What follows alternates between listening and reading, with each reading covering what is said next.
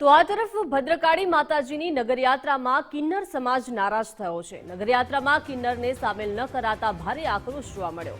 નગરયાત્રા નીકળે તે પહેલાથી નગરયાત્રામાં સામેલ કરવા તેઓએ માંગ કરી હતી, ત્યારે ભંડારામાં યોગદાન આપવાનું કહેતા મંદિર ટ્રસ્ટે મનાઈ ફરમાવવાનો પણ આરોપ તેઓએ લગાવ્યો છે।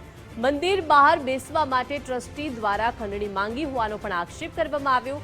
મંદિર ટ્રસ્ટી શશિકાંત તિવારીએ ખંડણી માંગી હોવાનો કિન્નરોનો દાવો છે।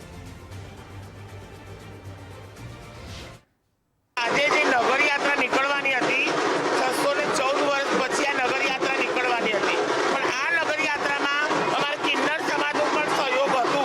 બરાબર, અમે પણ 2 મહિના પહેલા અમારી તૈયારીઓ હતી અહીંયા નગરયાત્રા ફરવા માટે, પણ આ લોકોએ અમને પરમિશન આપી નથી। અમે ઘણી બધી વિનંતી કરી છે આ લોકોને, પણ આ લોકોએ અમને કોઈ પરમિશન આપી નથી કે તમારા લોકોને આ યાત્રામાં એન્ટ્રી આપવામાં નહીં આવે। બરાબર, અંદર જે શશિકાંત સાહેબ જે ટ્રસ્ટી છે એ લોકોએ જ અમને પરમિશન આપી નથી, અને પ્રશાસન જોડે ગયા તો પ્રશાસને પણ એમને ફોન કરી ના પાડી દીધું।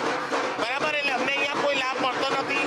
અહીંયા માતાજીના જે ભંડારા હોય છે એ ભંડારા અમે કરાવવા માંગીએ છીએ।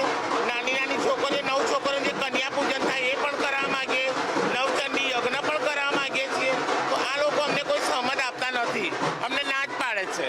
યજમાન વૃત્તિ અમે કરીએ છીએ એટલે અહીંયા તો લોકો અમને 10 રૂપિયા જ આપે છે, એનાથી વિશેષ અમને કોઈ આપતું નથી, અને એ 10 રૂપિયા માગે છે એ લોકોને સહન થતું નથી કે તમે અહીંયા બેસો ને તમે માગો, એ અમને પોસાતું નથી। તમારે જો અહીંયા બેસવું જ હોય અને તમારે અહીંયા માગવું જ હોય તો અમારી જોડે ખંડણી રૂપે એ લોકો વાત કરે છે।